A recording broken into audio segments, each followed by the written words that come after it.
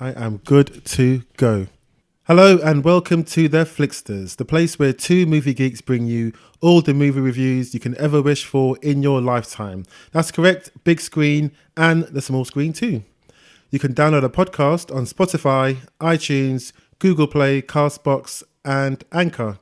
And do not forget to follow us on Instagram, Facebook, YouTube and Twitter. See you there. Cool. I like how this week your Twitter went Cockney. I know. It went Cockney style. Last week it was American. I went Twitter, but today is Cockney, mate. It's gone Cockney. It's That's gone Cockney this from this the week. ends. Oh gosh. How you doing? You alright? I'm right, Devaldo. Good. How are you doing? I'm doing all right. You know what? This Saturday, right, started off. I thought, yeah, this is going to be great. We're going to do the podcast, and I was driving over here, and then it just starts pouring down. I can't stand the rain. Oh, by the way, and I've got to just say one thing to you, Deval, and obviously to our listeners. I'm not Amar. You're not Duval. So who are we? We are the Flixters.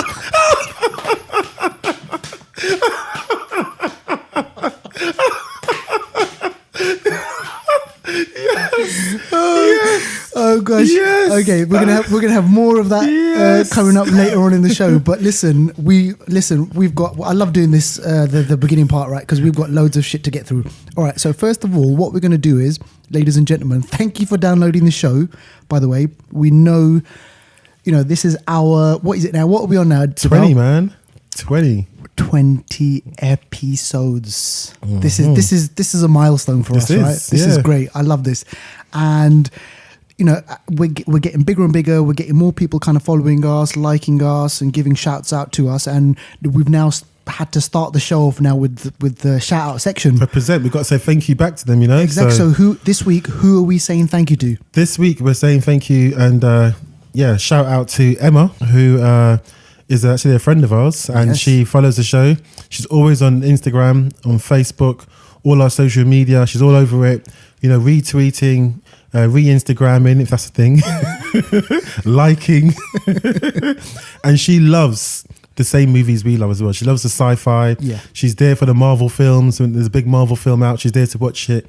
Emma is a follower, and she is one of the best followers that we've got. So thank you. And I remember working in the office, whenever we would go out, we'd talk about film. She was like, oh yeah, do you remember that scene? And do you remember that scene? Yeah. It was like brilliant. It was brilliant having that kind of voice there as well. So Emma, big shout out to you. Who else have we got? Next, we've got Naz. Naz is another person that just is new to the show, actually. He's actually quite new to the show, but I actually know Naz through old work, a connection that we have. And when I told him about the show, he was like, oh, that sounds wicked. I love the show. The show sounds great. I love my movies as well. I was like, oh, you like movies? He said, yeah, I love my movies. And then he started to reel off a whole list of movies, not just any old movies, but hidden gem type movies. I thought, hold on a second. I thought I was a hidden gem gardener. I've got another gardener here.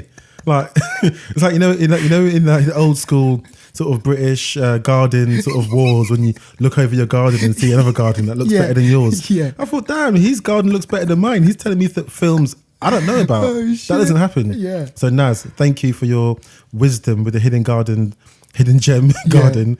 I will definitely be watching some of the recommendations that you mentioned. Wicked. And we'll definitely, hopefully, get you listening to our show, and you can definitely see our hidden gems grow. So thank you, Naz. Thanks for that, Naz.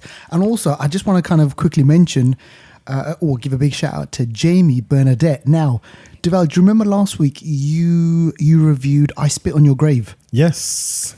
And we spoke about this as being like it was a hidden gem, right? Hidden gem, right? Okay. So you know what? We posted this out on Instagram, and lo and behold, we got a like. And the like was from an actor called Jamie Bernadette, who's from the States.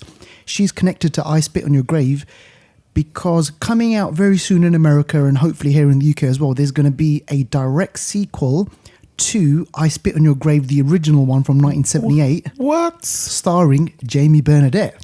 Wow. So hold on a second. Are you telling me the actress from I Spit on Your Grave What's it going to be called? The new one? Apparently it's going to be called I Spit on Your Grave, Deja Vu. Gordon Bennett. So she, the actress, has actually reached out to us to say thank you for support, for supporting us. Exactly. That's and crazy. I was just 2 weeks in a row, yeah? Exactly. So listen, we're on a roll here. Like, you know, this was amazing. And then I kind of like, you know, we messaged her and we said, look, hey, do you know when it's coming out in the UK? And she said, look, hopefully it's going to be coming out soon. And I was like, you know what, we can't wait to review it, watch it, and yeah, we'll when that comes out, we'll watch it. Of course. All right, so let's now move on to the movie news. And oh god, there's a lot of kind of comic book stuff we're going to throw out to you, ladies and gentlemen. So. And we know a lot of the people who listen to the show, they love their comic book stuff. They love them some comics. Exactly. So take it away, Deval. Tell us about Spider-Man. So there's been from the get-go, we broke the news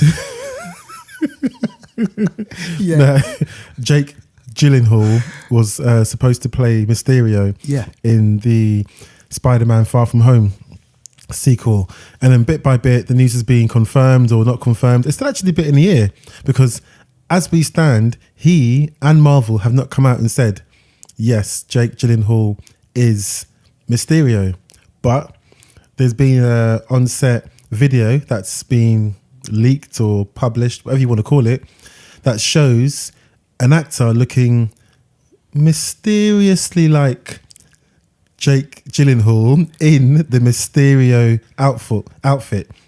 So we've got the massive cape, I think it's a purple cape, and his cartoon comic costume. No fishbowl though, but we see him and I guess Peter Parker or Spider-Man in conversation on a set that's full of like destruction and desolation. So you got fire, explosions, all of that happening all around. So it looks like it's him, but it may not be him because no one's confirmed it. But the scene looks really good. It looks like shit has gone down. Wow. Far From Home. So yeah, it's looking good. Excuse me. And sorry. And we've kind of mentioned this on the show before because you said to me that the filming's been taking place like in different countries, right? Yep. So we could have him like dealing with Mysterio in London, for example, and then I think there was some like kind of filming out in Prague as well. Yep. So he could be putting out fires all over the place. And one thing that I kind of was intrigued about, Avengers 4 comes out in April. Yep. Spider-Man 2 comes out in May. And before all of those two films is Captain Marvel. Yeah. So March, April, the beginning. It might be July actually. It might be July. Oh. It could be July because I think, it could be March. Because usually it's March, April, and then July or October. I think it's July because Spider-Man's like a summer kind of end of term. Yeah. Hey, dude, we finished school. Yeah. So I think it's a July. Okay. The last one came out in July as well. Oh, did it? Oh, right. Yeah, okay. So I think it's July, but hopefully it comes out in May. I'd love that. I'd love that. I would love that. I would absolutely love that. All right. So, okay. We tweeted about this and we posted it on Instagram. Hellboy poster. Oh my gosh! And so, folks, if you're not aware of this, Hellboy is going to be rebooted. It's got a new actor, David Harbour, which you might remember him from Stranger Things. Yeah, he plays Eleven's kind of like dad. Yeah, the cop, the sort of sheriff in town kind of thing. And this guy is pumped up, man. Mm-hmm. This poster, he looks ripped. He's a monster, basically, literally. Mm-hmm. Literally, yeah.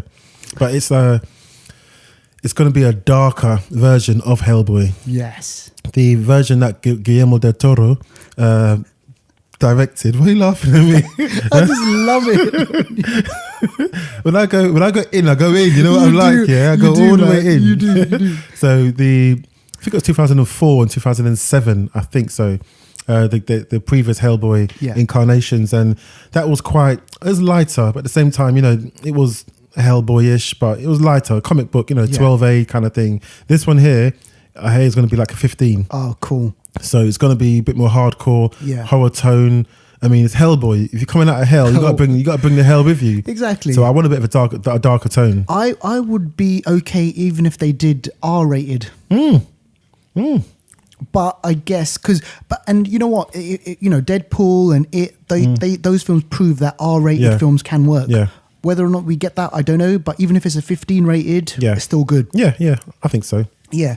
All right. Okay. So now, oh God, we've been speaking about this for a while now. Yeah, we've been speaking about it for a while, but it looks like they heard our podcast and they thought, guys, the Flixters are talking about this now. We gotta get it moving, guys. Come on, let's get the schedule on lock now. When can you guys film? Exactly. Next year. Okay, guys, next year is gonna be. So we're talking about Bad Boys and Bad Boys for Life. Yeah. So that's what it's gonna be called. The sequel, part 3, Bad Boys for Life. Okay. Great name. It is. So it starts brilliant. filming early 2019. So yeah, also locked and loaded. And we'll probably see that in 2020 or the end of the year. I reckon probably a year from when it's made. Hopefully, right. I don't think end of the year it will come out. Okay, that's more probably a spring summer type film, isn't it? I think. Yeah. Exactly. Yeah. Oh, and also, we've now got obviously we've had Netflix for a while now. We've had Amazon Prime. Hulu. DC are launching their thing now, and Disney are going to be launching one. But tell us about a new player in the streaming services world. Yeah, IMDb. And as I'm saying it, I'm trying to think, what does IMDb actually stand for? I cannot remember. Is it something movie database? That's it. So something movie. Yeah, isn't it? International movie database or something. Maybe sorry. Internet movie date. Oh, there you go. So we got it. We got it. So and IMDb is actually like I don't know if it started out this way, but at the moment the parent company is Amazon. So there you go. Oh gosh. There you go. So so IMDb is going to launch a streaming service, and it's going to have films and TV shows, and it's going to have different things compared to Amazon. It's not going to compete. Because it's going to be its own competition. Sure. But it's going to have maybe a bit more independent things and behind the scenes stuff as well. Okay. Behind the scenes footage and all kinds of stuff. But it's going to have a streaming service soon, I guess. Yeah.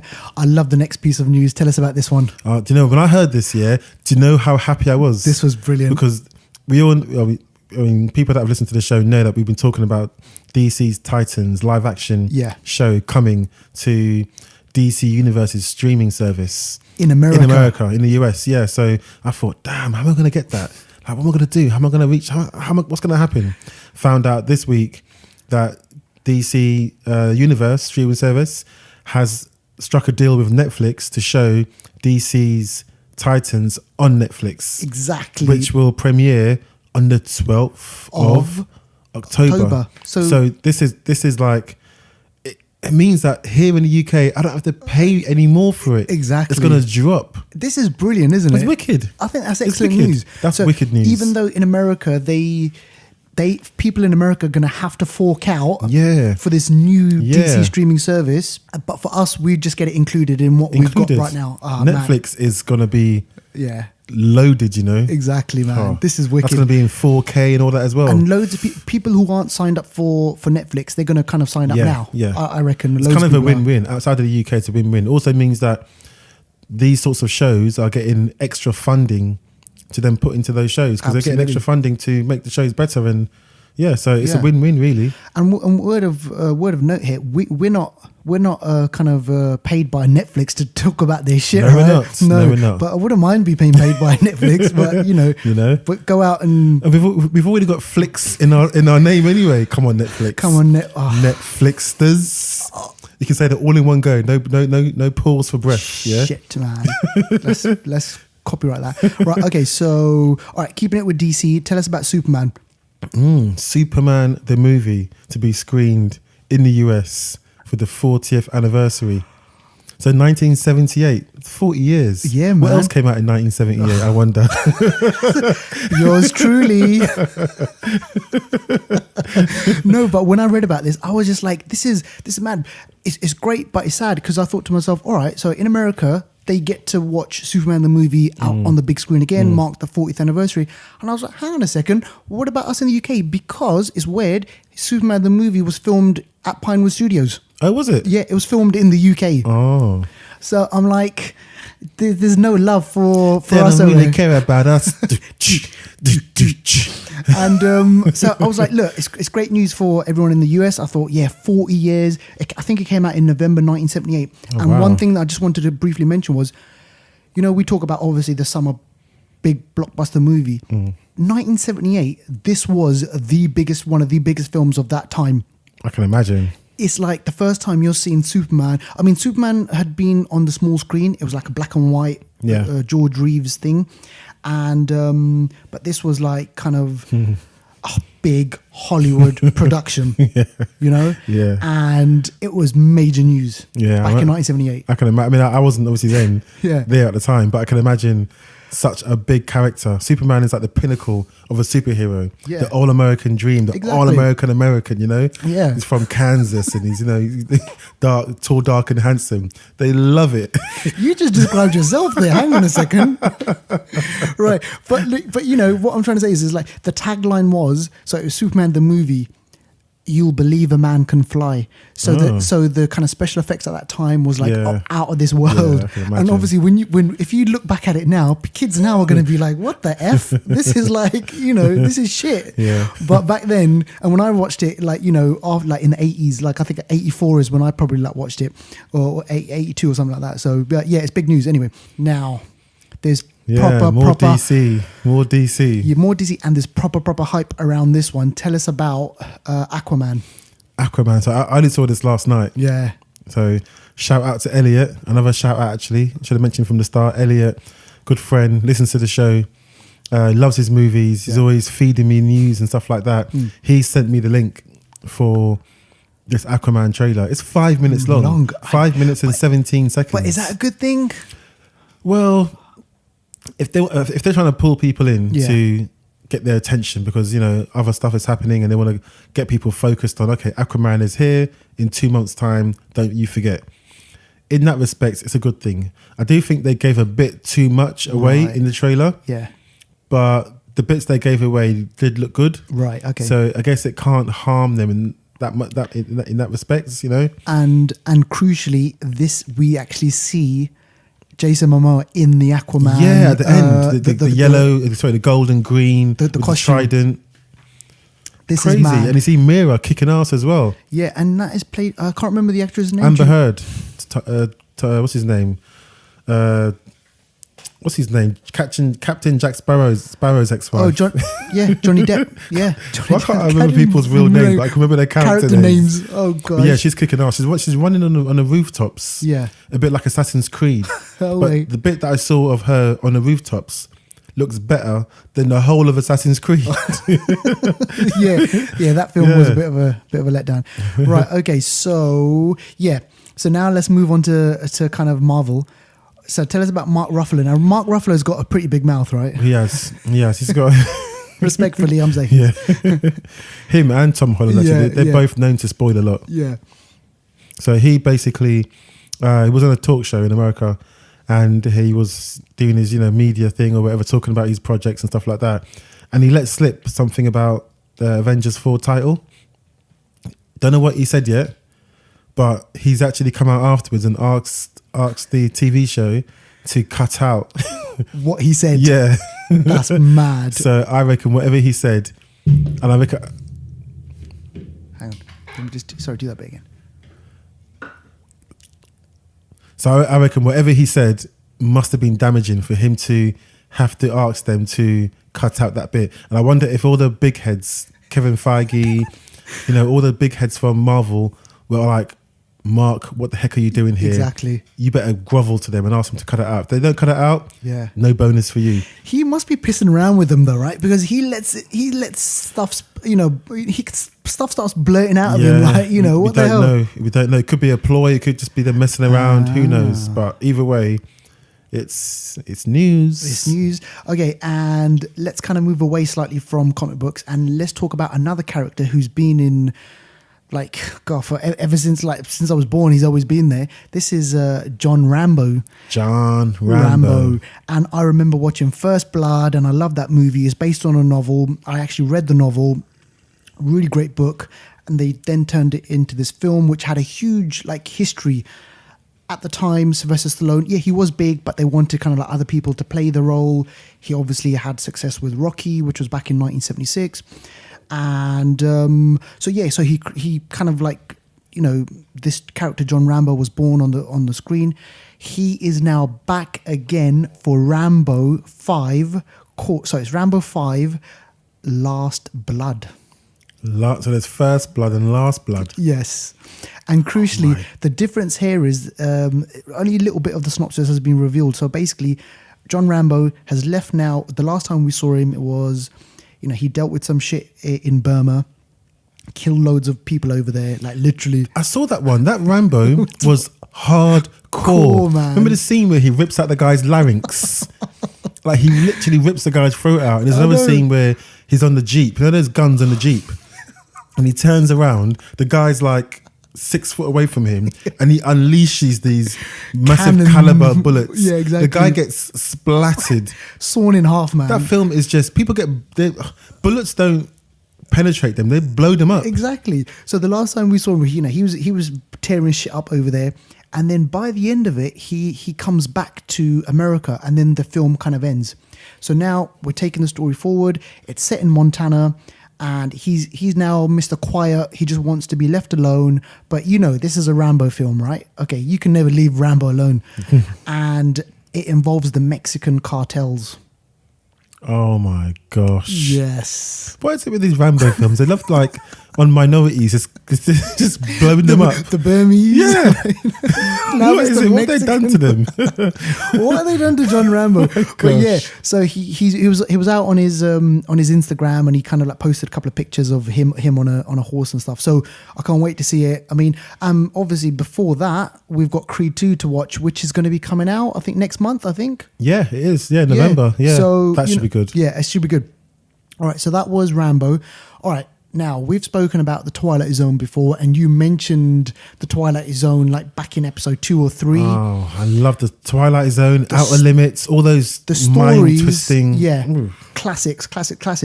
And so we're getting news right now, literally just right now. Someone just called us from... no, they didn't. From the Twilight Zone. Yeah. Twilight Zone is going to be rebooted, and filming's already begun. And do you know who's involved in this? What? Don't say Dwayne the Jock Ronson. How do you know? Is it? No. That guy's everywhere, man. No, but Jordan Peele is involved in some of the episodes. Yeah. That's it. It's going to be great. This is going to be...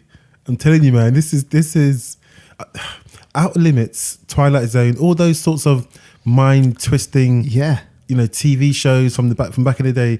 I love the stories. I love the one that they're all kind of unique. It's not a linear story. It doesn't carry on from the next. They're all self-contained. Yeah. So they've got lots of freedom to explore. Like, it's almost like as if, what if this happened? Exactly. What would you do? Oh man, I love that shit. I love it. Bring Excellent. it on. Bring it Excellent. on. I might rewatch a few old episodes before this comes on, actually.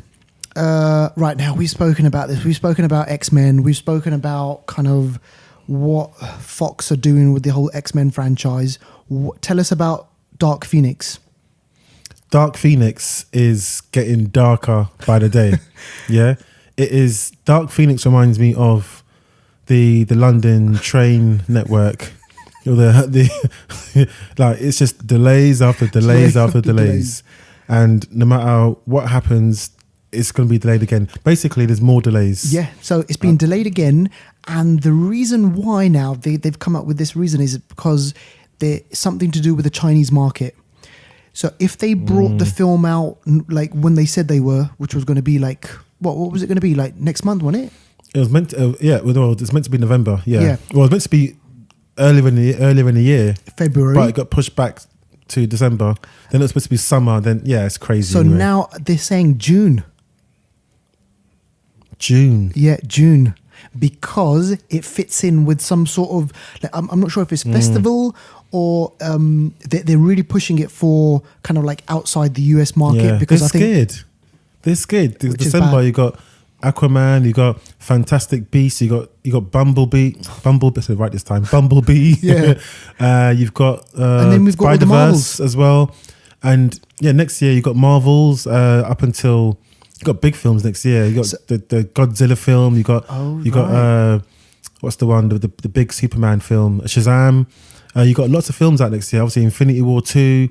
So they need to find a slot where literally there's nothing else for 3 weeks. Yeah. I mean, having said this, I saw the trailer, and you know what? The trailer does look all right. It does look all right, but I still don't trust them. Yeah. Now, when I go into that film, I'll probably come out and I'll probably tell you, it was a fun film. Do you know why? because my expectations are going to be really low. Really low. Yeah. I expect it to be shit, so I can't be disappointed. Exactly. So, right, we'll just have to wait and see. Yeah. We there's nothing else that we can say about that. Right. Okay. And talking about another kind of this is like another saga that's been going on for a long time. So, Star Wars, the show. So, ladies and gents, this is Star Wars, the show. The live action show. The live action show, which is going to be on the Disney streaming thing, which that'll happen. Is this the one directed by Jon Favreau? Exactly. So, Iron Man fame. It's going to be called Star Wars Mandalorian. The Mandalorians they're not no jokers. Yeah, I was going to ask you. So tell us about the Mandalorians, mate. From when you can tell them from their armor and their weaponry. Yes. Mandalorians, they featured a lot in the Star Wars Rebels animation.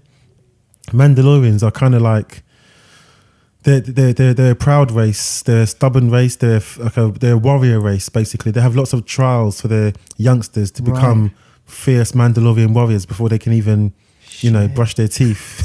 Yeah. But yeah, they really don't mess around, Mandalorians, and it's like they kind of remind me of I don't know, kind of like Boba Fett. Yeah. That kind of armor and that kind of mystery about him, and Boba Fett he's meant to be a good bounty hunter, even though he died so easily in Return of the Jedi. Yeah, that was it. But yeah, Mandalorian. If it's about them, there's a lot of history with the Mandalorians. So do you reckon he could play a part in this?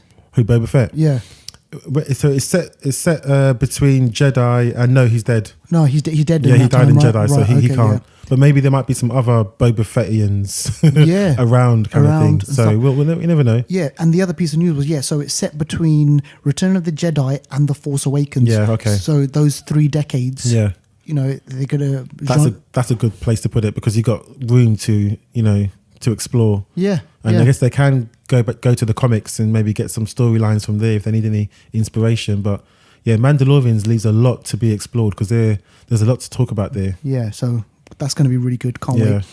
And we've spoken about Mr. Rock himself. Loads of times on this show. He's got something going on, and his name pops up. It'd be nice if he tweeted us, wouldn't it?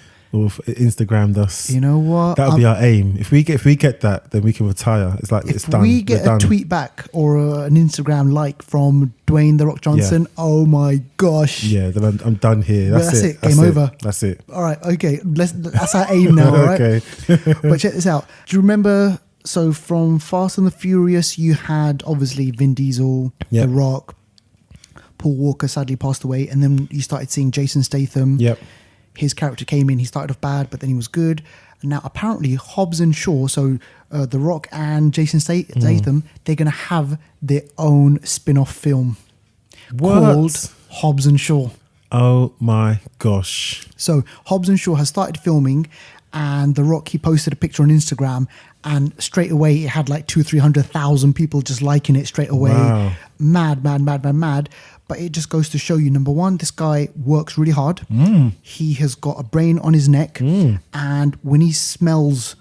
What's cooking? Exactly. When he smells an idea or something, he just got... But check this out. It's from Fast and the Furious to Hobbs and Shaw.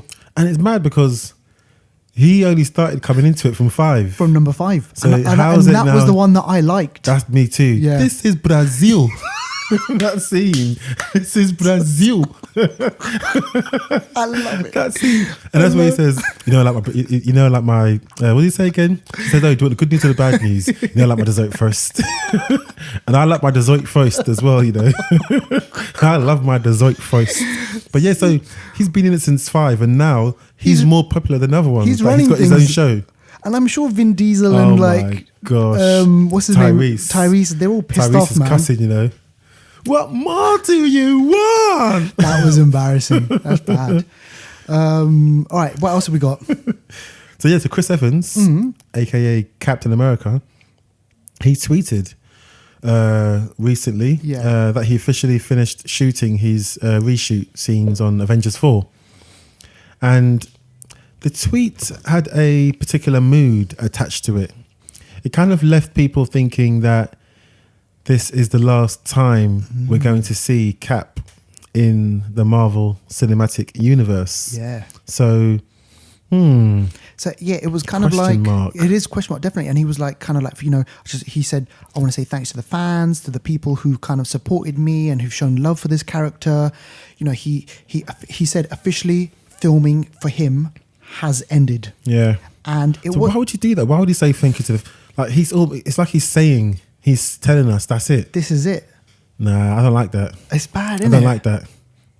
I don't like it. I don't like it. I know. It's like, why are you doing that already? Like, I want wait Cap. until the I film. like Cap. Yeah. At the same time, if he goes out in a bang, I can't even say it. I'll be happy. I'll be happy if he goes out in a bang. That was a struggle for you It to was a say. struggle because I like Cap. Yeah. He's my favorite Avenger. Exactly, yeah. But if he goes out in a bang, I'll at least say, yeah, held my head up high. Yeah. He came, he saw, he conquered. Exactly. And at least I know his trilogy for me will still remain the best trilogy ever made. Yeah, that's really good. Bang. And if they pass the mantle on to the Winter Soldier, Probably, yeah. you know, I like Winter Soldier now. Like, it's good. I think it would be funny if that happened and like the adverts would be like Jon Snow at the start of the advert saying winter's coming and then would be and then you brilliant. see Winter Soldier with a shield. With his arm. I and know. like, Oh, man. Gosh. All right. Well, this will happen. All right. Okay. So now, tell us about this one. Tell us about this next one. It's a horror film, right? Yeah, so Pet Cemetery. Yeah, from the 80s, I think it was. Ages ago. Yeah. Another film from the adaptation. I'm just laughing at this. Another film adaptation from what's that man? What's his name again? Stephen King. Stephen King. Yeah. Stephen King's he's a nutter. He's crazy. He this just guy. brings And out he horror looks a bit like weird as nothing well. he does. You know, the horror's all coming through his face, isn't it? He does look like a cat or something. But yeah, so the reboot, they started filming, and they revealed an image of a bloody pussy.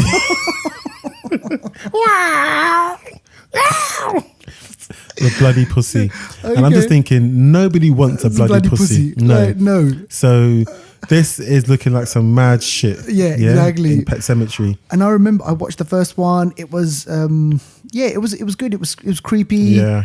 You know, what would you do if, you know, because I think it was the little toddler, the baby dies, and the parents are so distraught they would do anything to see the baby again. Yeah. And Mixing with the occult, and all that kind of madness. Yeah, you know shit's gonna go All wrong. kinds of stuff. You can Yeah. raise anything like Exactly. a bloody pussy. Cat. Oh gosh, yeah, pussy, obviously, pussy, but that's what we were referring to. No, it's cool. So I just yeah. have to end the sentence here. So no misunderstandings out there. Exactly. Yeah, and the last bit we got here. Oh, tell us about this. Yeah, so our friend Margot Robbie. Yep.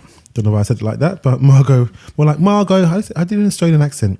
Margot Robbie. No, that's English. That was Cockney, yeah. I can't do an Australian accent. Forget it. Margot Robbie. Margot Robbie. Oh, down under, fair dinkum. Margot Robbie. You coming in a water hole? You want to get a beer? Throw another shrimp on the barbie, Margot. I told you, Nice one. There's no accent. There's no accent that you can't do. There is. But yeah, so Margot Robbie, she's actually, you know what? All jokes aside, yeah, she is an accomplished performer and a very astute businesswoman. Yeah. Like just real seriousness. She's worked her way through Hollywood. You know, obviously the main big role we saw her in was Wolf of Wall Street. Yeah. That's like a massive role. Have you seen I, Tonya? I haven't seen it yet, but I, Tonya, do you know what? For me, probably her best performance I've ever seen her in. Yeah. Because it's based She on a runs true that story. film. Yeah, on the Tonya Harding. Tonya Harding story. Yeah, she runs that. That film is a really good film. Oh, wow. Also got Winter Soldier in it as well. Yeah, Oh. it's a really, really solid film from start to finish. It's a solid film. She's excellent in it. The one thing that kind of that I get noticed by is she can do accents. You know, you can do Yeah. accents, right? But I tell you one thing. Apparently, I was watching this little documentary on the Wolf of Wall Street, and her accent coach said that she's absolutely amazing because it was a particular type of New York accent that they had to get, and she nails it like every single time. She's good. She's really brilliant. good. Yeah. So we all know she's going to be reprising her role as, catch my breath, as as what's her name from Quinn. from Harley Quinn, Yeah. she took my breath away, so I couldn't even speak. But Harley Which Quinn, she was crazy in that film, she was right? exactly in that as Yeah. well. She literally I don't know. It's almost like she's like she's in a Deadpool league, the Wolverine league, Yeah. the Cap league, the Iron Man league of no one else can now do that role. Yeah, exactly. That's it now. She's done it once and no one else can do that. Yeah. She is Harley Quinn. She's Harley Quinn. She's going to reprise her role in what's it called again? The Gotham Sirens, I think it is, or the Birds of DC Prey. one. Birds of Prey, sorry, yeah, because there's two coming out. I get them mixed up. There's Gotham Sirens and there's Birds of Prey. So yeah, it's too much going on. There's loads of stuff going on. Too much going on. But yeah, so she's going to be reprising her role as Harley Quinn in that. And also, just breaking news now, she will be set to star and produce in the new Barbie movies. I just built her up really massively, and now she's Barbie. I'm a Barbie girl in a Barbie world. But then again, remember a few weeks ago we were talking about how was it Mattel? What was it? The toy company? The toy company Mattel. Yeah, we're going to be bringing out these films based on See? that. Well, Barbie. There you go. There you go. And one thing that maybe people don't realize is Barbie has been going on for donkey's years, man. Barbie. 50, 60 years. Ages, even more than that, I'm sure. Yeah, I'm sure. So, I mean, if you got someone like her behind it, I'm sure they're going to do something interesting with it. Yeah. It won't be just a bog standard, Like- blonde bombshell walking down the street. Yeah. But also her production company, Lady Chap, will be working on this film and helping to produce it and bringing it to the screen. So That'd be brilliant. great business woman there. Also, who do you reckon's going to play Ken? Oh gosh, man! most likely, bloody hell, this guy will get anywhere. Ken. Like wherever the work is, this guy is. You know what? How long will it take for him to appear in a DC or Marvel film? Who, The Rock? Yeah. He's gonna be Black Adam. Oh gosh. That's already locked and loaded. So what? When we have we It's we been haven't a bit heard. delayed, yeah. But Black Adam is the arch nemesis of Shazam, so they're bringing out the Shazam film first, And then Black Yeah, Adam, so and then the third one will be them fighting each other. exactly. So the I guess the rumors are that Shazam comes out, Black Adam, The Rock's character, will maybe be in a post credit scene, or maybe within the film there might be a little teaser of him, and then there'll be a Black Adam movie, I believe. Yeah.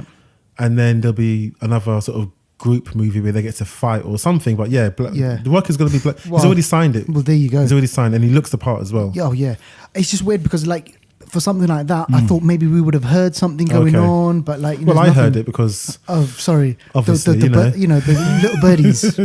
little birdies tell me. Yeah. But yeah. You know, one thing that we haven't spoken about. Oh no.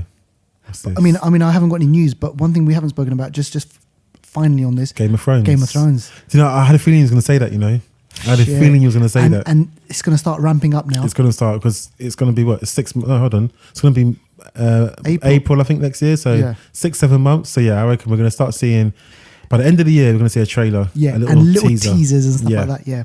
All right. So thanks for that, Deval. Let's now move on to the UK's box office top 10 selection of films. And, sitting in at number 10, a film which we watched was Mile 22. And it's not looking good for this. It's literally not gone the mile, has it? It hasn't. Because I think it came in at number 7 and now it's number 10. It's out. Yeah, it's out. Basically. It only took like $1.4 million. Damn. $1.4 million. And I'm surprised That's because like Mark Wahlberg's paycheck for like a couple of days. exactly or I a know. week. And the strange thing is like I mean I thought there was a lot of things in it which were quite good. So Yeah. I mean obviously like I said before, no one would listen to what I say, but It's mad because on of the films on the list, I would rate it, if I was to rate it with the films on the list, I would rate it much higher than where it is. yeah. But obviously it just didn't sit well. Yeah, it didn't sit well. Word of mouth. So that's Mile 22 at number 10. Number 9, Christopher Robin, still in there. And you know what? I think it's had a pretty good run. Yeah. It's done all right. 14 million altogether. Gosh, I mean, you know what? Yeah, I'm sure they'll come up with something else after this. Number 8 is The Predator. So that's still kind of... On the way out there. Number 8. Yeah. yeah, it didn't debut at number 4 or 5 or something like that. I'm not sure. Maybe. Okay, Maybe right. maybe a bit higher. We saw it. Go check out Yeah. episode 18, I think it is. I think so. Yeah, check out episode 18 if you want to watch that. Now, this is a new entry, The Wife. The wife has Glenn Close, and then I forgot the guy's name, but the actor who played. Funny you mentioned Game of Thrones, but he was the kind of priest guy. He was the high Septon. The High Septon. Yeah, I think that's what Jonathan his name is. Pryce. That's him. Yes. Oh, you're Yeah. good. Yeah. So it stars Glenn Close, who she has excellent writing skills and she's really good, but she is not seen in the same level as her husband, I believe. It's got something to do with basically her being a woman and not having the same respect a man does, basically. Sure. So it's her struggle, her fight to try and show the world that she is as good as everyone else because of her skills and not because of her gender. Yeah. But it does look like a good film. Yeah. It does look like a good film and worth watching. So Definitely. Go for it. Okay, cool. And just to quickly mention, the last time we saw Glenn Close was in Guardians. Yeah, exactly. Yeah. All right, number 6. I still haven't seen this, but this is number 6. This is King of Thieves. And what can you say about this? Yeah, just under 5 million. So bit more than what they took, isn't it? Yeah, just a bit more. Yeah, but again, I just haven't had a chance to watch this one. Hopefully, I can see it before it's out, but we'll see. All right, a film which we did see, and I saw this. I wasn't really keen on it. It's still in there, The Nun. The Nun. The Wow. Nun number 5. Yeah. This 10.5 million. It's still See, in I'd there. put Mile 22 above The Nun. Exactly. But The Nun has got the reputation. People are going to go and watch it just because it's a nun. Yeah. So I don't know what's going on over there. Crazy Rich Asians at number 4. That's still in there. That's still doing really, He's still really doing well. all right, yeah. Like I said I before, reckon the guy that's in that, he could be Ken in Barbie. you know what? That's a good Because he was shout in A out. Simple Favor. Yeah. He could be Ken. It doesn't have to be white, does he? No, So exactly. he Why could be not? Ken, yeah. And talking about him, so number 3, A Simple Favor, it's doing all right, you know? Yeah. It's doing all right. And like I said before, it's kind of like a mixture of loads of different films and like, you know, thematically it's one thing and another thing and it all kind of comes together and it's enjoyable, it's funny, it's dark in places. The ending kind of just threw me off just a little bit, but it's Yeah. definitely worth a watch. Yeah, for sure. All right, so that's number 3. Number 2, The House with a Clock in Its Walls. Wow, it's done all right. Directed by Eli Roth, Roth. Kate Blanchett, Jack Black. Bit of a kid's mystical, dark kind of film. So yeah. And like I said before, I think it's like his biggest opening.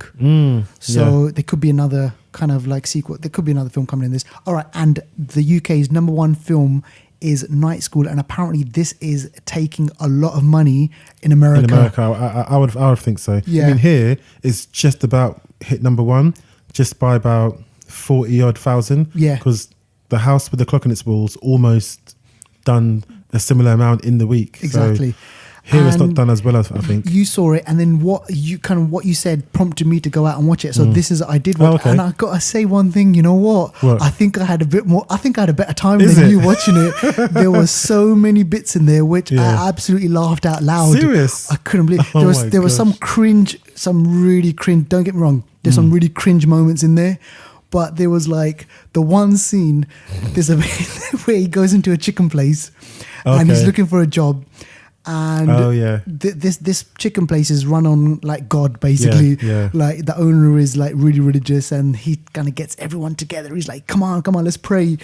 And there's a bit in there, there's a line, it just kills me. I love that. Seriously, man. What was this? There's a lady, she holds his hand, she's squeezing it, and she's squeezing and she's like, oh, the power of God is in me. And he's like, God damn, he really is in you. Like, you know, it's so funny, man. So yeah, it's number 1. I don't think it's going to be number 1 next week. No, I don't think so. Nah, that's No. going to be like, what? I think obviously Venom's going to take it. Yeah, So, exactly. So this Night School will probably be like 4 or 5, Yeah. maybe even 6. Yeah, I reckon. All right, so ladies and gents, those are your box office top 10 films. Let us know if you've seen any. If you haven't seen any, do you want to see them? And what else are we talking about? Okay, so What's out this week Yeah, on Blu-ray or DVD? Yeah, so or tell us. On a digital download, as most people do these days. But yeah, this week we got 2 films. One is Hereditary, which we saw when it came out in May, I think it was. yeah, I saw it twice in the cinema. Really, really, really, really good film. yes, Really good Totally horror agree. film. I didn't know at the time Toni Collette was British. I only found out about 2 weeks ago. I You know didn't that? even know. She's good. She's really good. And what she's been in? She was in The Sixth Sense. Yeah. I had no idea. Any other horror films or? I'm not sure what other horror films, but yeah, she's good. The whole film's good. They're all good. It's a top film. But if you want to sleep at night, don't watch it, guys. You know what? Like I said before, don't watch after it. I watched this film, there was 2-3 days afterwards, it was still in my brain. Yeah. It takes And a I while was to get like, out of the system. shit, This film. man. This film is deep. So that's Hereditary. And wow, that wasn't that long though, was it? No, Where it's no. on Yeah. Blu-ray. All right, so that's Hereditary. And what about this next film? Oh my gosh, the cough. It's called the cough. No, it's called the hatred. I don't know where that cough came from. It just snuck up behind me, man. Exactly. Hello. What's this? Pokes I've me in never the even chest. heard of this. Yeah, neither have I until I saw it. But the hatred's a horror film. It's I guess it's about a family that have dysfunction, similar to Hereditary actually. Why are you laughing? That's most families, isn't it? But No, just your cough. They're meant to go to the family, basically a bit of a dysfunctional family, trying to get things right. They go to visit the granddad, who's quite isolated, and when they go and visit him, they realise there's some spiritual madness. This is bad. There's a spiritual madness in this granddad's house. I love So- it. Spiritual madness. Yeah, there's a spiritual madness, mate. So shit is not right. The granddad is in league with the occult and all Oh, kinds of madness. gosh. So the hatred and Hereditary have got similar ties, and maybe Yeah. that's why the hatred is coming out at the same Same time time, as- just to sort of jump on the back of that. There's no like sacred relationship anymore now. Nah, Like grandparents, nah, parents, nah, forget nah, about nah, it. nah. It's all fair game. Yeah. All right, so that's what's out. And tell us about what's new on streaming or Man. new trailers. Yeah, so like we mentioned before, DC's Titans is coming out on the 12th of October on Netflix here in the UK. Yeah, And in wicked. the US, it'll be out there on your DC Universe streaming service, which you got to pay for. It's like a Skeletor laugh, isn't it? It is, yeah. Okay, next one, Black Dynamite. Black Dynamite is it's like a blaxploitation mock type film. Takes the piss out of itself, basically. Yeah. Of that genre. It's got Michael J. White. Oh my god, mentioned him Spawn. last time. Yeah. We mentioned him last time. Yeah. Enough of this clown. From The Dark Knight. Yeah, Oh, exactly gosh. that guy. So he stars as Black Dynamite, who is he's like a hero. Like he's like one of those sort of, I don't know, heroes that can't do no wrong.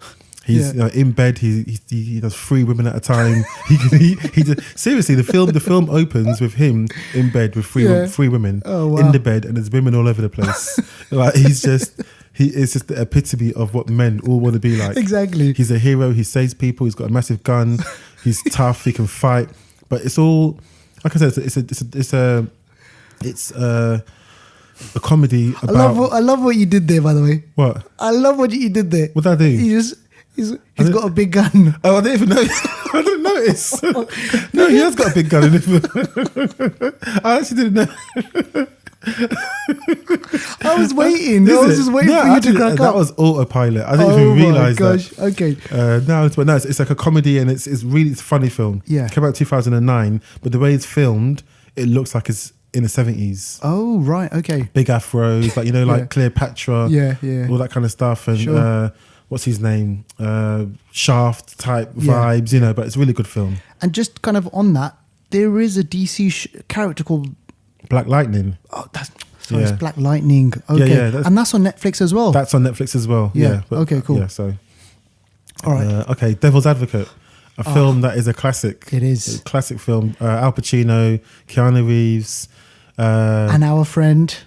our friend, not Kate Blanchett. No. it's Who's the other? Charlie's. Charlize Theron. Yeah. Charlize Theron. Yes. It's one of those two people are going to come up in films, right? It's a great film. Just Yeah, it is. From the start to finish. I mean, you know what? I got to revisit that film. Me too.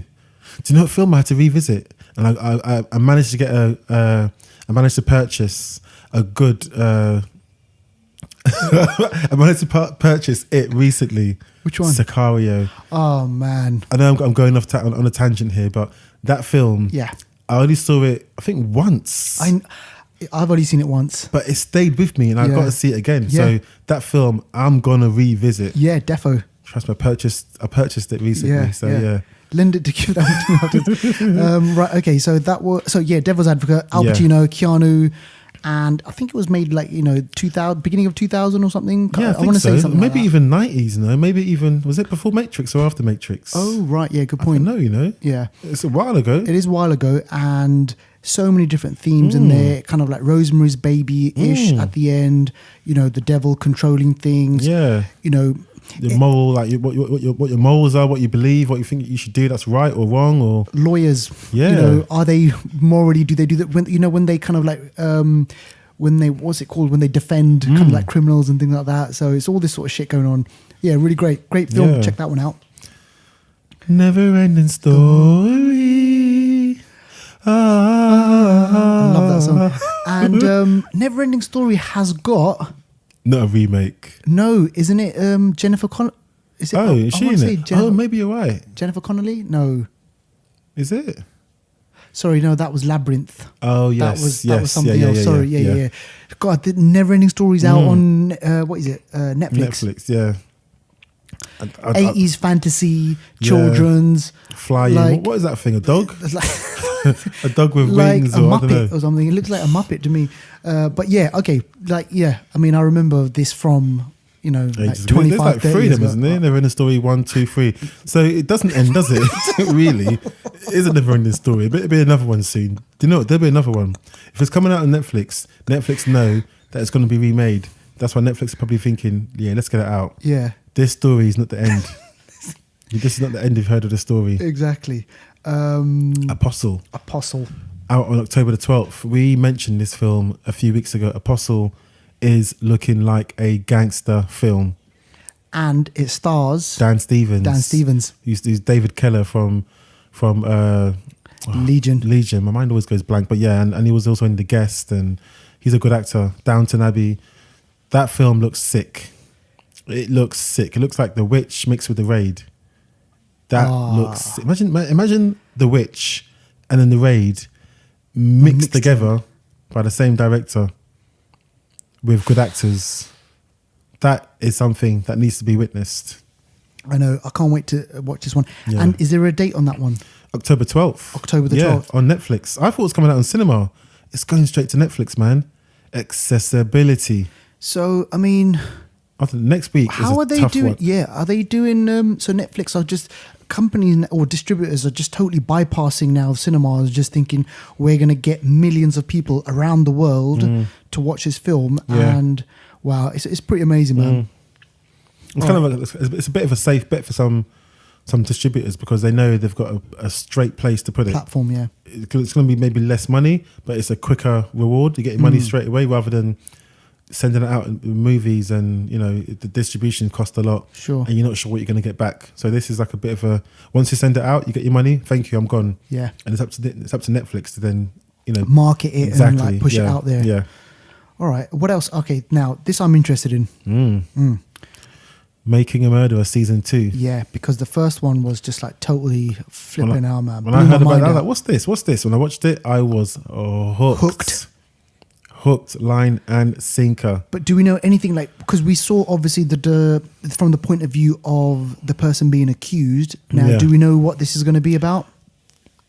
There's from the first season, we saw there were loopholes, there were legal in practices, or if you can say that, inaccuracies, malpractice, whatever you want to call it. Things didn't go the way they should have, and because of that, the legal process was extended and all sorts. There was appeals, and this looks at what's happening after that, and looks at, because I think he was accused of something, he went in, came out and accused again or something like that. So this is just another long never-ending story, basically. But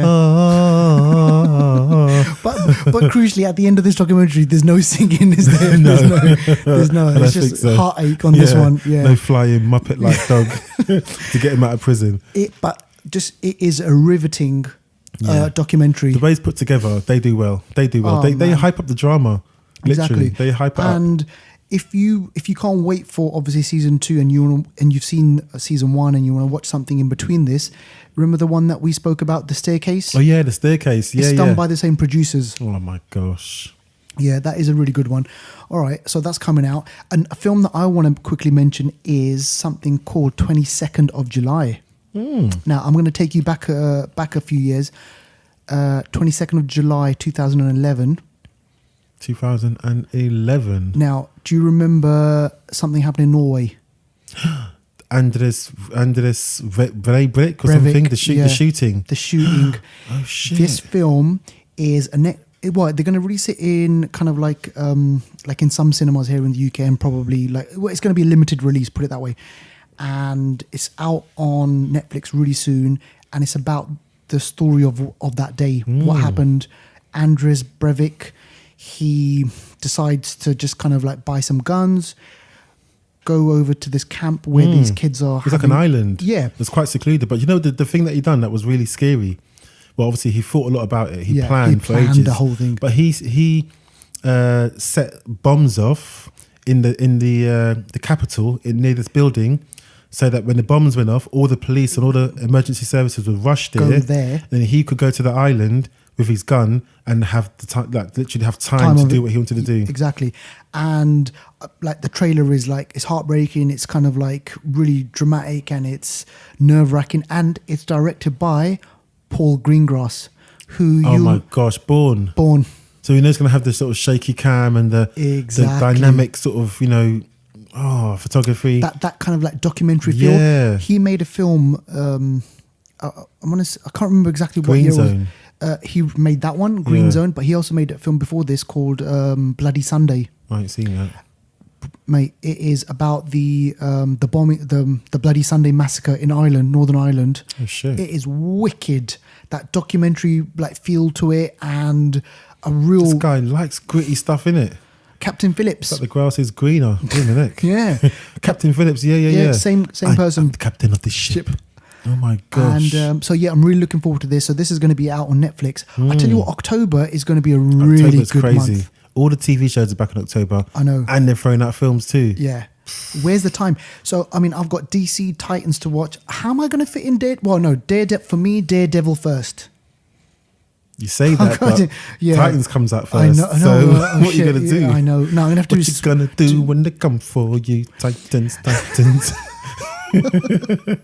Right, okay, so folks, that's a lot of shit for you to watch. That all right, is. so get in touch with us. Let us know, if you've seen any of these, you've seen the trailers for them. Tell us if you like them, and we can speak about it on the show. Right, now let's move on to anniversary. You don't. I know you don't like this. I love it. Anniversary corner. I swear we got to do something with that. So, ladies and gentlemen, this is a section of the show where we bring you 5 films going back 88 all the way to 2008, and sometimes we might even throw in a film which is 50, 60 years old, like we did last week. We threw in a Mississippi Burning, which was that was over. That was a long time ago. That was a long time ago, right? So go back and check that one out. But this week we've got some really, really fun and different films for you, actually. Comedy, action, kind of mystery in there as well. So what I'm going to do is mention the first film. So this is from 2008. And you know how we spoke about Rambo? Mm-hmm. And we said that Rambo Last Blood is coming out. This is 10 years. And I remember watching this. I was actually in Santiago, right? I was in Chile. And I was like, I got to watch Rambo. And the crowd, the cinema was packed out. People were flipping, clapping and cheering and all.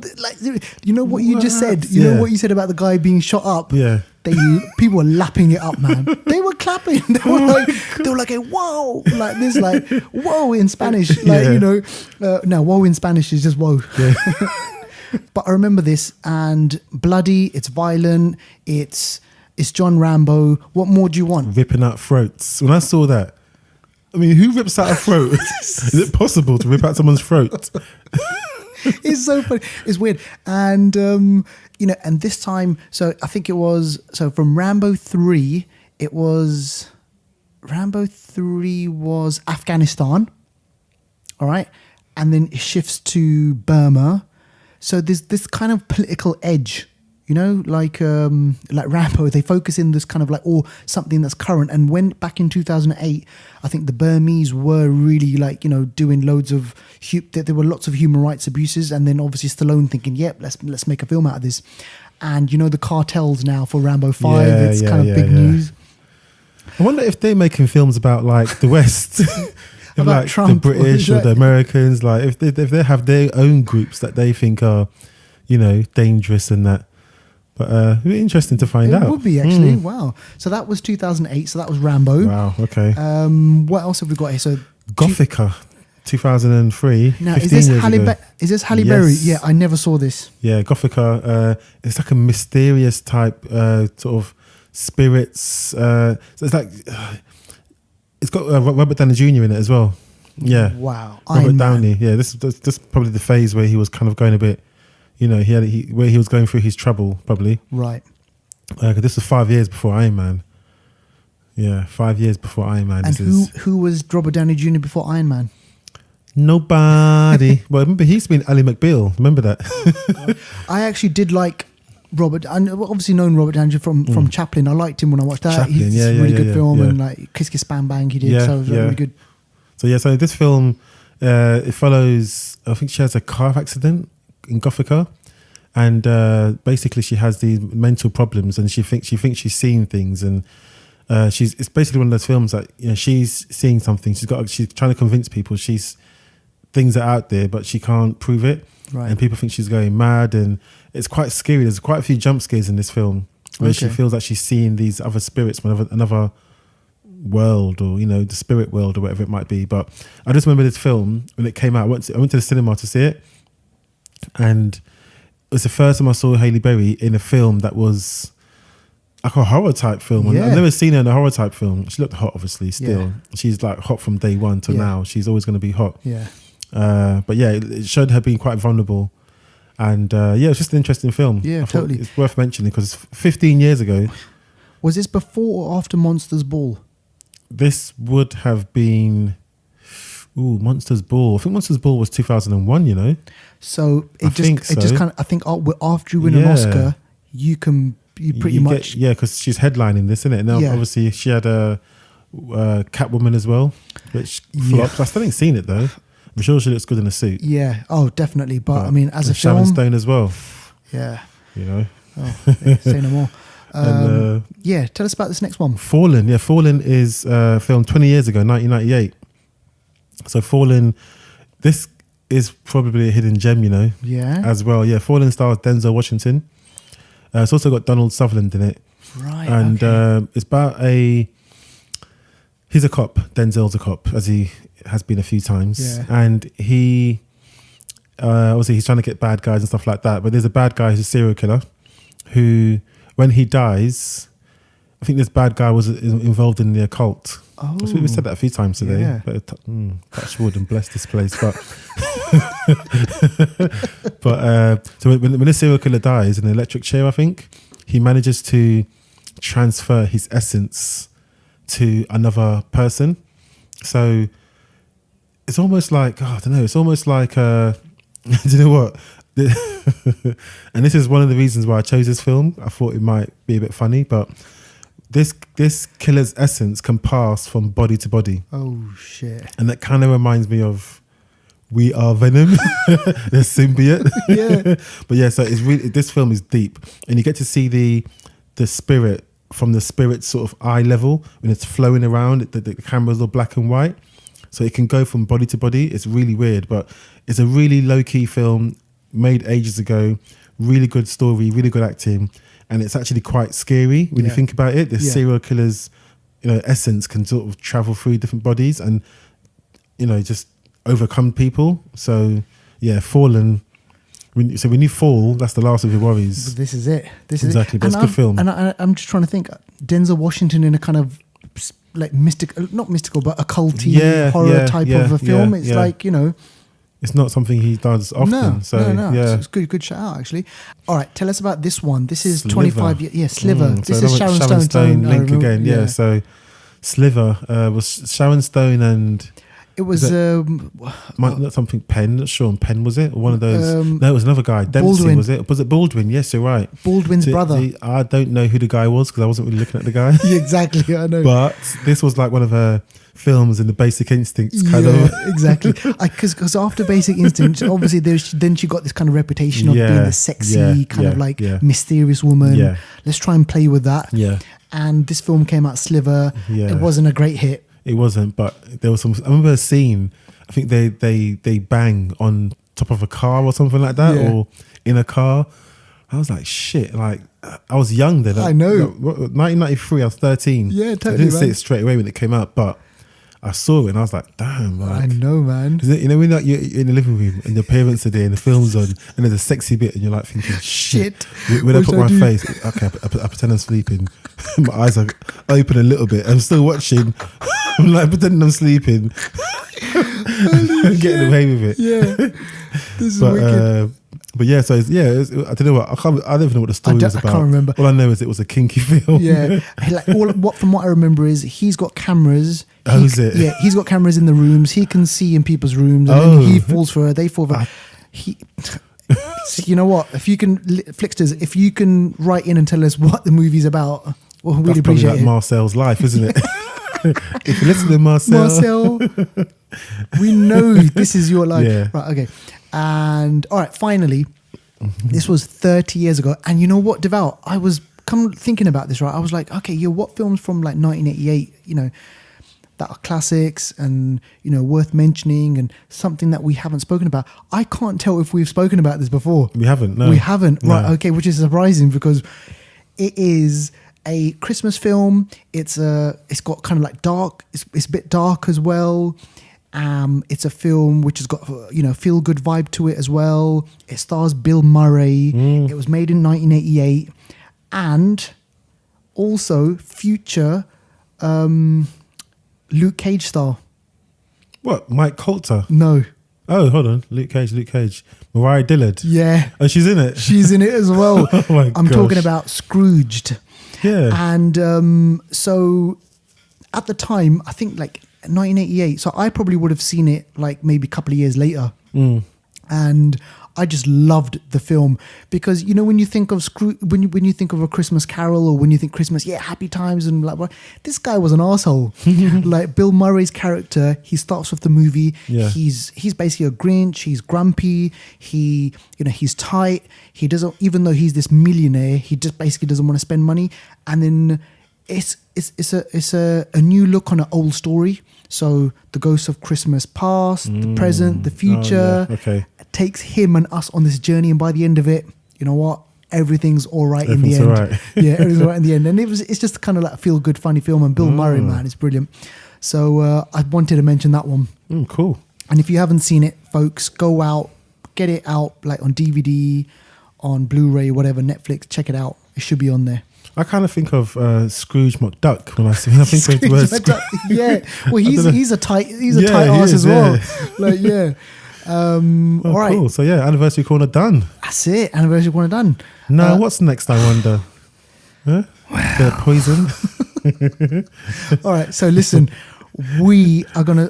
It's the movie of the week, isn't it? It's the movie of the week, right? So we're gonna kind of spend a bit of time talking about this film. Yeah. And I'm sure we are going to spoil a few things. Yeah, we'll start off with no spoilers and then we'll go into spoilers just in case. So some people, they have said, oh, you keep spoiling it. Yeah, but okay. We'll do a bit of non-spoilers first. Yeah, a bit of non-spoilers first.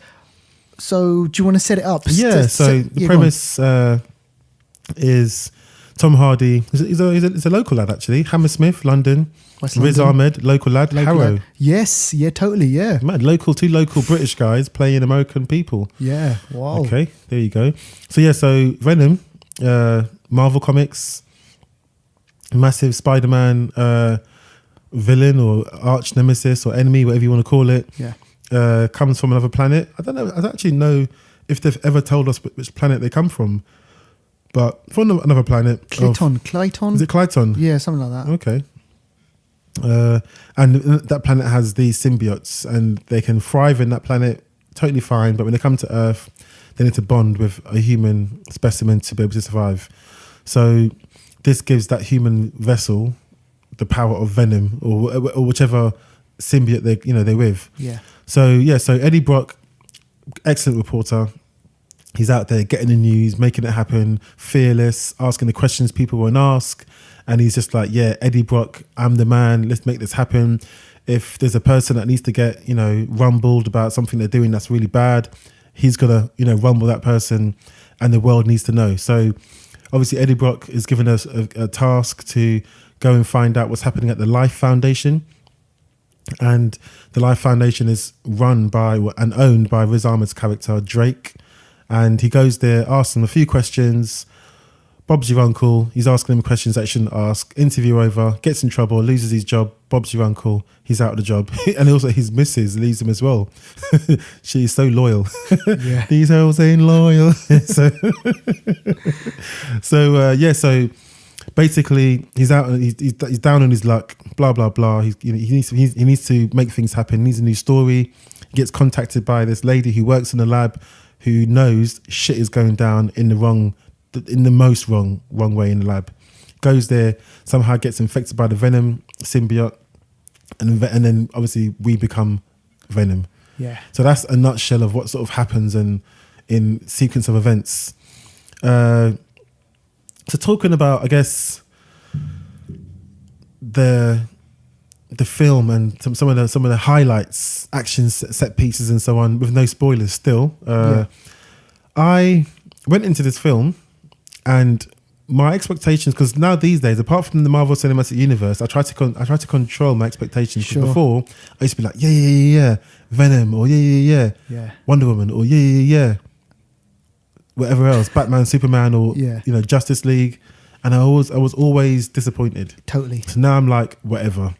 I didn't even see it on the day it came out, and I never do that. I know, because obviously we love these comic book films and everything, and we think, wow, they're going to be great. But lately, it's just a bit. So I went there, no expectations. But you know what? I enjoyed this film. Yeah, I enjoyed this film. So I think the way we had Venom in Spider-Man 3 in 2007. Wow, that's a while ago, mate. Yes, 2007. 11 years ago. Yeah. So that was that Venom. This Venom is massive. He's beefy. He's strong. He's got character. Yeah. Like he'll chat to Tom Hardy on the next level. He'll even come out of himself and his head will spin around. That was crazy. And he'll have a conversation. Because that happens in the comics and the cartoons. So it happens now. Yeah. This Venom's beefy, strong. He doesn't ramp. He doesn't play games. He will bite heads off. Yes. He would do stuff to people. And that was kind of one of the things, wasn't it? It was they had some teaser trailers and then fans were like, no, we want to see like him do what Venom does. Yeah. But what I want to know is if he bites someone's heads off, who eats it? He eats it? Where does it go? I think he does. I think is that what gives him that's his food, right? So he absorbs it, but Tom Hardy doesn't eat it, does he? Good point. I don't know, but anyway, because I remember one time, maybe because Tom Hardy sometimes gets a bit of a reaction. Yeah. So I thought, okay, is it going inside him or I don't know. Anyway, but the Venom the way the symbiosis happens, and the way Venom looks, the way he's animated, the way he the physics behind the way he jumps, it is very comic bookish. Right. It's a bit. It's like he's massively overpowered. Yeah. I've never seen Venom or any sort of. Apart from the Hulk, this Venom looks like he could fight against the Hulk. Totally. He's so strong. Yeah. Taking bullets, everything. He's jumping. No one can touch him. No, and he's like obviously going to be far. And the thing is, it's not like as if the way his skin works is that he can stretch out. Yeah. He's almost like, okay, so Venom against Spider-Man. Who's going to win that? Exactly. I think Venom will wipe the floor with Spider-Man. Yeah. Spider-Man is Spider-Man, but look at what Venom's doing. I know.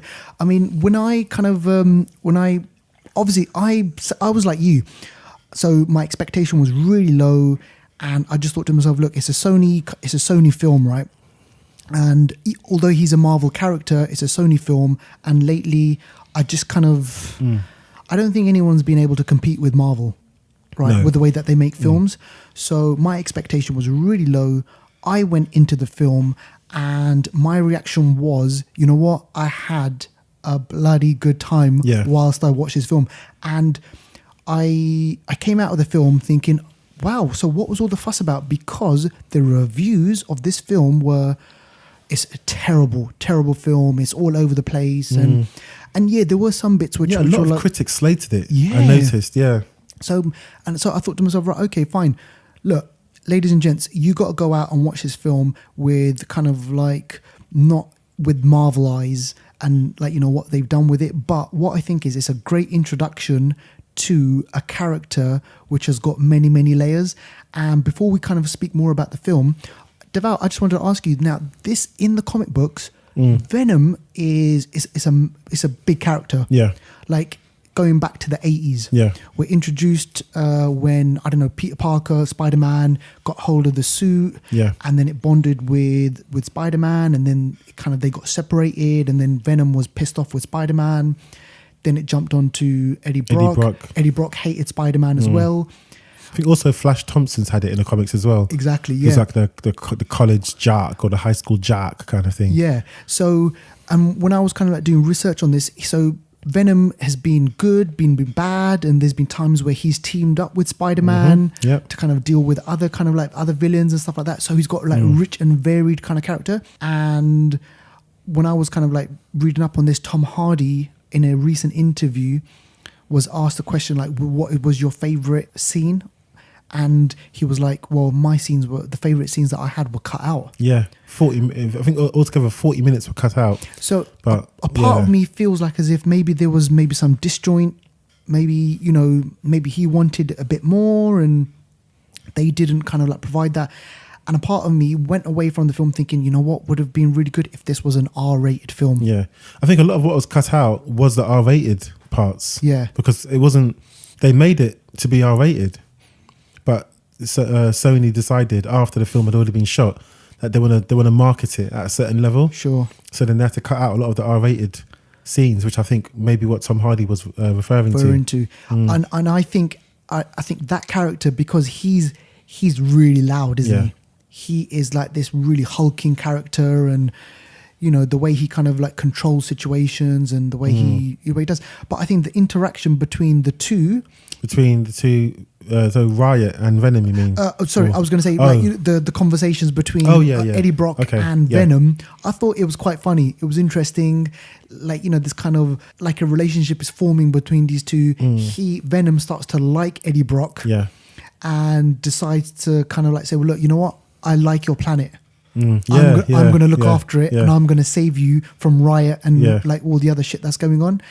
So yeah, it was interesting. It kind of makes me think of like a more developed relationship or non-relationship as maybe Bruce Banner would have with the Hulk.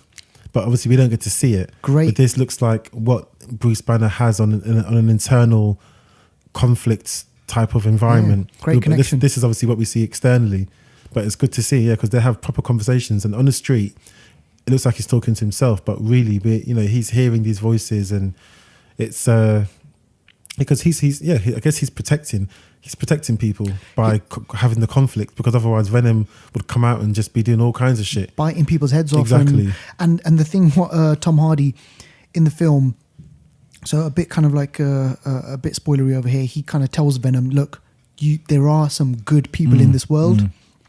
You can't just eat them. If you want to kind of like, you know, stay here on this planet and like, you know, use me or whatever, listen, you got to kind of have like rules. Yeah. And, you know, I thought it was kind of interesting, that whole kind of the buddy, Yeah. you know, this alien that's taken over your body, but you allow it and then you kind of become one. Yeah. It's mad. He's got an instant like power that he can just use at any moment. Yeah. So one thing that I wanted to ask you was, what did you think about the villain? Riot. Yeah, Riot seemed again massively overpowered. Riot's like Venom, but Riot has the ability to conjure weapons. So that's why he was like had all them like them swords and axes, and he could just conjure up any weapon. So really and truly, Riot should be whooping Venom's ass. And I think Riot was slightly bigger than Venom as well. Massive. So But yeah, I mean, right. I mean, the character, the Drake, Riz Ahmed character, he seemed okay. Yeah. He seemed like one of those sort of tech gurus, them tech wizards that you get these days that are quite young. Yeah. And have these companies like, Zuckerberg and what's the Tesla guy's name? Oh, the Tesla guy. Elon Elon Musk or Elon something. Musk, that's it, yeah. Elon something. But yeah, it's like those young kind of, tech guys that are up there, and he seems like of that vein, but obviously he's a mad version that wants, I mean, we don't really get much, I guess, understanding as to, like, I don't know, his backstory that much to understand why he's willing to do what he's going to do. Sure. But I guess some parts may have been cut out. Lots of villains are not really, fleshed out that much because it's not really their film. They're just there to make shit happen. Sure. But he done the acting was well. He done well. Yeah. And I think the fight scenes between Riot and Venom were just crazy. It was full on CGI Crazy. fest. Yeah. It was like proper. You see at the end of the film when the credits were rolling, how many names there were attached to the CGI. Jeez, man. There was 10 minutes of over 10 minutes of credits. This film, the credits. Even if Avengers Infinity War didn't have that much. I know. And I remember I waited back because obviously with these films, there's always like an end credit scene or two. There's two in this one, guys, just so you know. There's two. And I was like, wow, there's a lot of people worked on this film. And I just kind of thought to myself, as a setup for trilogies, because I think we spoke about this kind of off air, that Tom Hardy, he's signed up for 3 of these films. Yeah. So the first Venom film, an introduction to Eddie Brock, to Venom, and maybe this will then lead into something else. Yeah. And the spoiler alert here right now, ladies and Should we go gentlemen. into spoilers now, actually? Shall we just do it? We might as well go into spoilers. Okay, so fine. guys, warning, spoilers for the next few minutes. So, yeah. So for me, it was like, right, okay. So he deals with Drake, right? So he kills Drake. Oh, sorry. He kills Drake. Or actually, I can't remember. Do we see if he kills Drake? I guess because the spaceship kind of like... Sorry, it blew up. Yeah, so there's big battle scene between Venom and Riot, Drake and Eddie Brock, and you see them kind of split away for a portion of their fight scene. Deals with that. And we think that Venom has kind of been destroyed because one of his vulnerabilities is fire. Yeah. So you think, oh shit, right, is he going to kind of not be part of Eddie Brock anymore? But obviously they need to set this up. He is part of it. And he comes back and there's a end credit scene where Venom or Eddie Brock go out to interview someone. Now, this person is a character from the comic books. Yeah.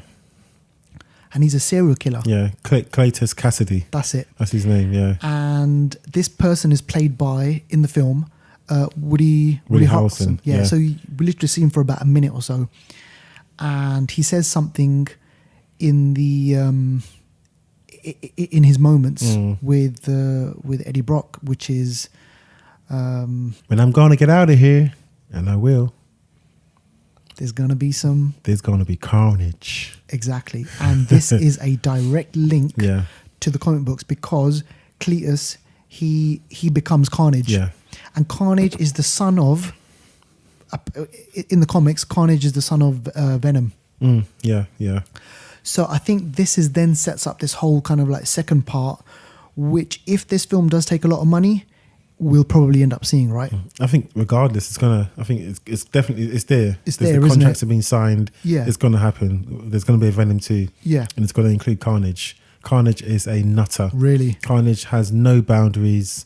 Carnage is what it is on the tin. Right. It's a serial killer who's already mad with the power of the symbiotes. Of the symbiotes. Imagine what kind of madness can unleash from that. Yeah. The next one's going to be crazy. Venom's going to have his work cut out. Yeah, totally. Because and it's crazy. Do you think there's possibility that we could see other kind of like characters come in to help out? Or is it literally just going to be kind of like Venom versus Carnage? Good question. And I think they should introduce another character. Right. I think just Venom and Carnage, good as much as it will be, I don't think it's enough. I think there does need to be another introduction. The sequel needs to be bigger, bolder and badder. Yeah. And you can't just have the same 2 characters if you want to fit all those categories. Sure. Look at Deadpool 2. Had so many more characters, and any sequel has more characters. Right. So I think they need to do that. if they want to succeed and have people really respect the sequel for what it Sure. is. Who that will be, who knows? Will it be another symbiote? Will it be someone else from the sort of Spideyverse type world? Who knows? But I Yeah. think someone else needs to get involved. And do you think then there could be kind of like a crossover with Spider-Man? Because as you mentioned at the beginning, he Venom, his enemy is Spider-Man as well. Yeah. Even though they've teamed up, but a lot of their kind of stories about them fighting each other. So at some point, could like maybe in 4 or 5 years' time, we see Tom Holland's version or Spider-Man come up against Venom? Could that happen with Sony and Marvel? Technically, it could because it's Sony's property. Yeah. Marvel only get the money from merchandise sales. That's the deal. Right. So they don't get any money from the movie revenue. So yeah, technically it could happen, but the way they're so overpowered, I don't know how Spider-Man would cope. Yeah. Because they are so overpowered. Like literally, Venom could mash up Spider-Man. Yeah. And when Spider-Man touches Venom, you just heal. Right. So quick. It's just, and Carnage will just, I can't see them coexisting in the Right. on the same screen. Yeah. Yet alone Yeah. the same universe. I mean, they're just too overpowered. Sure. Yeah. Yeah. Though yeah. technically, if they wanted to make it happen, I think that's what I heard. That's the reason why they brought it down from an R rating, because they felt it would leave it. If it was an R rating, then there'd be no room for Spider-Man. Right. The fact it's not an R rating means that Spider-Man could coexist in it. You're right. So we'll have to wait and see. We'll have to wait and see for that one. Yeah. Because I think after Spider-Man 2 comes out, there'll be, I mean, I'm sure he's locked down for another third Spider-Man outing. Oh yeah. And then that might then lead into this trilogy, you know, the third film of the Venom, like, you know, the world Maybe. that's been created. Maybe, possibly. But yeah, did you ever think that there was going to be an end credit scene where there is anything related to Spider-Man? No, I didn't think so. No. I did. I wasn't sure because I actually forgot about the whole Carnage Woody Harrelson thing. 'Cause before I did hear where he was in it, Yeah. but I forgot. Yeah. But I didn't think it'd be linked to Spider-Man. I thought it might be something else. I thought maybe there'd be another symbiote. Yeah. That's like, you know, walking around Was or something. walking around or something Yeah, like that. but I totally forgot about the Carnage bit. Yeah. So the first end credit scene is where we get mention of Carnage, we get mention of Woody Harrelson, and then at the end of that, there's this whole kind of next level end credit scene, which goes on for quite a bit. Yeah. It does basically actually- an advert for For Into the Spider-Verse, Into the isn't Spider-Verse. it? Yeah. which is a Sony film which is coming out in December. Mm-hmm. And crucially, this isn't Peter Parker's Spider-Man. No. It's Miles Morales. Yep. And you know what? It's wow. It was like about a good 5-6 minutes long, possibly even longer. And you know, visually it's like really stunning. And apparently, there's going to be other different Spider people. Yeah. There's what's her name? Gwen Stacy. Gwen Stacy, Spider Gwen or something. Yeah. And then you got the older Peter Parker. Yeah. So in the clip, you see him, this guy who's come to try and talk to him, and he ends up knocking him out and web slinging him across New York. Yeah. He is the older version of Peter Parker, so Yeah. it's mad. And also, I don't know if you noticed, but the bit where the train is on the top and he's sort of trying to swing him through the traffic and stuff. Yeah. That scene looks kind of similar to Spider-Man 2 when Doc Ock is on the train and Spider-Man's trying to stop the train. It's like that scene almost looks similar to that. Gotcha. Who knows if it is the right scene? Yeah. But interesting, yeah. I mean, it was that's interesting. going to be an interesting movie. It is. I know. Animation. I mean, I'm looking forward to it. Before Venom started, they had the Into the Spider-Verse Yeah, trailer. yeah. And then they had this thing over there. So Yeah. they really are pushing it. Yeah. And they want it to be a success. But in terms of a movie, were you happy what they produced? Were you thinking, shit, no, What, I with want Venom? to... Yeah, with Venom. There were a few Easter eggs actually that I saw. I think they were Easter eggs. Okay, what? Go on, tell me. I don't know if you remember, okay, in the cartoons, well, first of all, the whole Life Foundation, don't you think that's a bit like, I don't know, don't you think it alludes to something else? Because you remember that film, Life? Life. Yeah, that's a Sony picture film. That film had a black type gooey thing that was alive, Yes. wrecking that spaceship. Yeah. They went to space, blah, blah, blah, came back to Earth. And people were saying, oh, that could be Venom. But don't you think it's funny how this is called the Life Foundation? And that film is called Life. Great connection there. Don't you think that's odd? I did check the names of the astronauts that were killed in the original mission. Yes. The names didn't match though, the Right, live film. okay. So I thought if that matched, then definitely. But the the same names universe. didn't match because they said that they sent this spaceship almost as a second spaceship because another spaceship's already gone. So I was thinking, oh shit. Oh, wow. Yeah. And also the spaceship. Do you know who? Remember when the spaceship crashed? Yes. There was an astronaut that they took in an ambulance to try and save. Yeah. Do you know who he was? No, what? Who? What? In the comics and even in the cartoons as well. Is it Jonah's son? Yes. His name tag said Jameson. Oh, effing. Because in the cartoon, yes, his son, yes. goes up to space, comes back, and it has the symbiote on him. Yes. So they done that from the comics and cartoons. So I was like, yeah, they're doing it. You saw that one? Oh, shit, man. Of course. But there was a couple. There was one silly thing. It was not an Easter egg. It was one silly thing that I thought. Which one was it? There's a bit where, if Tom Hardy or Venom was he? I can't remember what phase he was in, but he busts through this window. Yes. And these boys are playing computer games. I think he might have been in Tom Hardy's shape. You're right. Yeah. These boys are playing computer games, and as he busts through the window, they didn't complain and say, "What the heck are you doing?" He just went, "How did you do that?" Yeah. I was like, is that what you ask someone who busts through your window, exactly. like if you're on the 40th floor or whatever? No, I know. You're right. And I was like, absolutely. what? Who will say that? Yeah. It's just a bit cartoonish. I know. You know what? And like I said before, there were a couple of other things as well, which I thought, oh my God. It's mad. It was pretty mad. And there's another thing with just one last thing towards the end. It's not really an Easter egg, but the prison, San Quentin prison in San Francisco, wherever it may be. Did you recognize a prison guard? Oh no! Who? What? The prison guard. I thought, did they do this on purpose? But the prison guard was Bellick, the prison guard from Prison Break. You are kidding me. Bellick. Oh my God. Bellick. The round bloody... Yeah. The baldy guy. Yeah. He was in Prison Break. That had Michael Schofield and Lincoln Burrows. Yeah. He's a prison guard in that. He's a prison guard in this. Oh, it's just I didn't even notice that. Yeah. I was like, what? Bellick, you're still a prison guard. Some sort of kind of like in... I don't know. It's like a joke, just a private joke that he's still a prison guard and now he's guarding this person. But also... It's also another kind of Easter egg to say the last people he guarded, what happened to them? Oh, they escaped. Gee. And Woody Harrelson did say, when I get out of here. And I will. Exactly. Because he knows the guard he's got is shit. Also, here's another little kind of spoiler, whatever you want to call it. Before we see his face, he's writing something on the wall. Yeah. And he's writing Eddie Brock. Yeah. So why does he have... Why has he got the connection to Eddie Brock already? That's a good question, you know.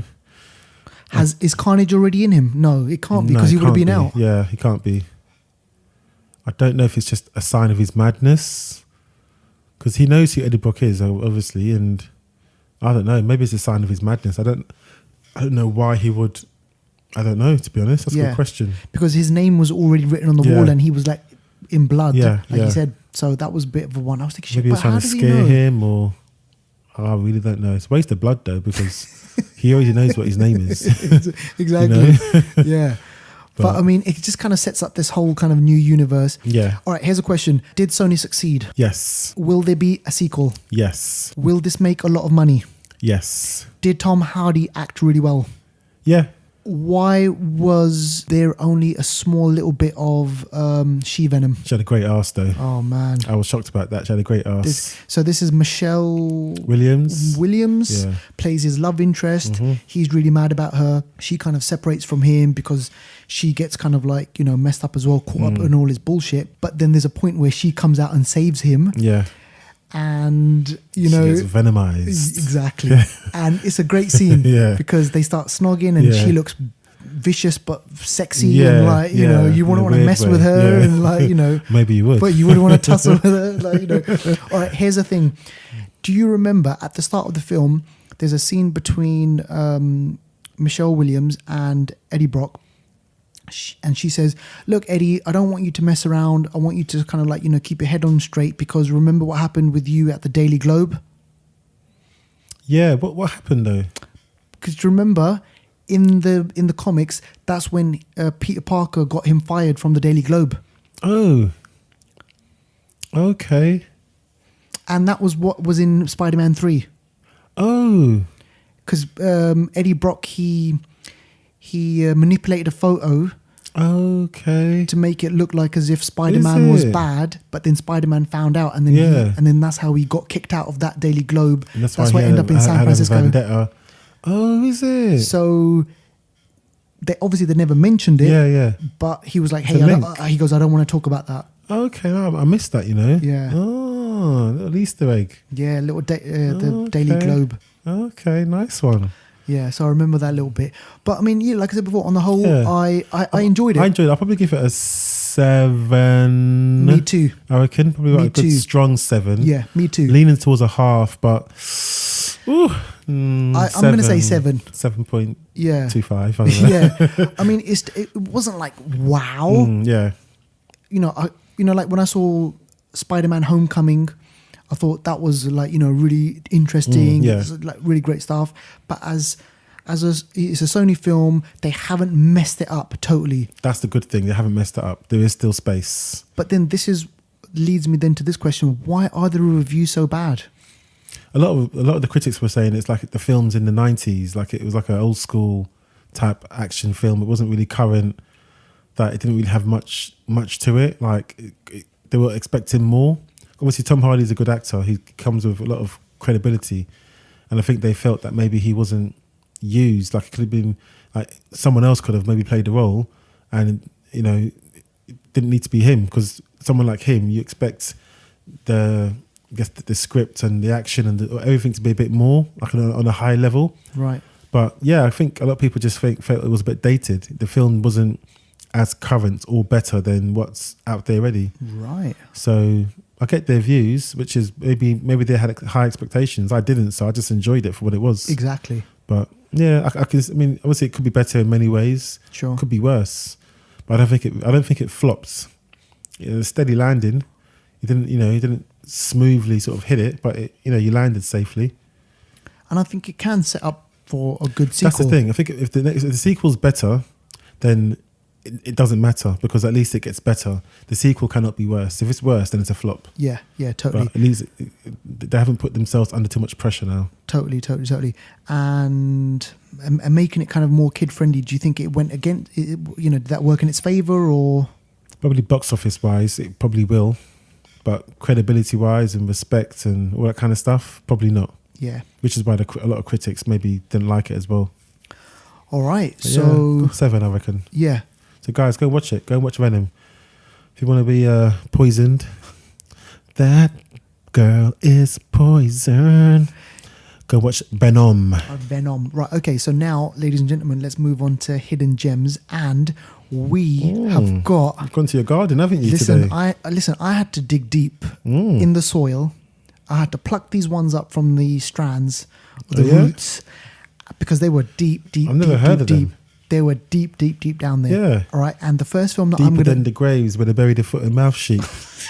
Yeah. The first film that I'm going to mention, right? So there's 3 films. 2 of them are based on true stories, okay? And the first film that I'm going to talk about is a film called Stander, and it stars Thomas Jane, who Punisher. you'll know as the Punisher, He was in Predator as well. who was just recently in Predator. And he was also in The Mist. I don't remember them. The Mist I don't with remember that one. it's is it Stephen King? Where the mist brings these aliens, creatures to Earth. Good film. Is it? Okay. So Thomas Jane plays Stander. He's a police officer in South Africa. So it's set in the 70s, and he's a really good cop, and he's just got married, so he's got a loving wife. He's got his father-in-law who's kind of like a police officer as well, and he's living in South Africa in the 70s or in the 80s, and there's a lot of shit going on in the 80s in South Africa. So apartheid still at the forefront. The film starts off with a true life incident. There was a riot and there was a massacre in Soweto. Okay. Where you had loads of people protesting, and what happened was the police stroke the army. They were trying to hold the peace. Then all of a sudden, shit hits the fan. They started killing the protesters. So this is like a real incident. Thomas Jane's character, Stander was at that massacre as well, and he just basically can't believe it. And then there's a lot of kind of talk about, listen, we were just doing our jobs, and he's like, there's got to be more to this shit. And he starts having kind of like a mental breakdown. He's in his office one day, shit's going on over there, and he's like, where's everyone? Like, what's going on over here? Oh my God, like someone could rob a bank and there'd be no police officers. So what does he go and do? He goes to a bank. Oh my gosh. And he robs a bank. This film is wicked. He's a police officer. He goes into a bank and he starts robbing banks all over the city. What? Yes. And he he has like a disguise. He puts on a wig and literally he's the coolest bank robber ever. And he literally just go into a bank and be like, hey, your eyes look really cool. Give me your money. And he's a police officer. He knows how the system works. And then he's got this cat and mouse chase between the police who are trying to catch him. And right, he ends up in jail. What happens is he meets Dexter Fletcher. So do you remember Dexter Fletcher from Lock, Stock? He's in it as well. And like another kind of character. They escape from prison. And then they start robbing banks all over South Africa. I tell you what, this is a roller coaster. Based on a true story? This is based on a true story. And eventually he ends up in America, meets a chick over there. And, he starts robbing banks in America. I'm not going to tell you what happens in the end. Go out and watch it. But it's totally under the radar. Like a really brilliant film based on a true story. And who doesn't like cops and robbers? I don't know. And who doesn't like when the cops become the robbers? Oh, yeah. I like that. Exactly. So it's just brilliant. It's a really, really good film. Oh, nice one. So that's that one. And then the other film that I want to mention is a film called Chopper, starring Hulk. Ruffalo or Banner? Banner. Oh. Eric Banner. Okay. So this is based on a true story about a guy called Mark Chopper Reed, who was a notorious gangster in Australia. And, he would be kind of similar to your Bronson, your Charles Bronson type of character. Okay. So which is the link to Tom Hardy over here. Okay.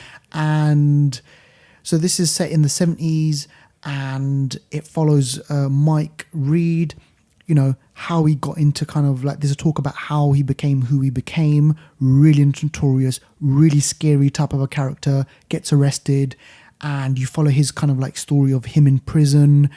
And I tell you one thing, man, it is a tour de force performance from Eric Banner. Wow. And I think from that is then how he got noticed in America. This came out quite a while ago, was it? This was before. Okay. And I think this was like in the 90s. Okay. This was. And you know what, right?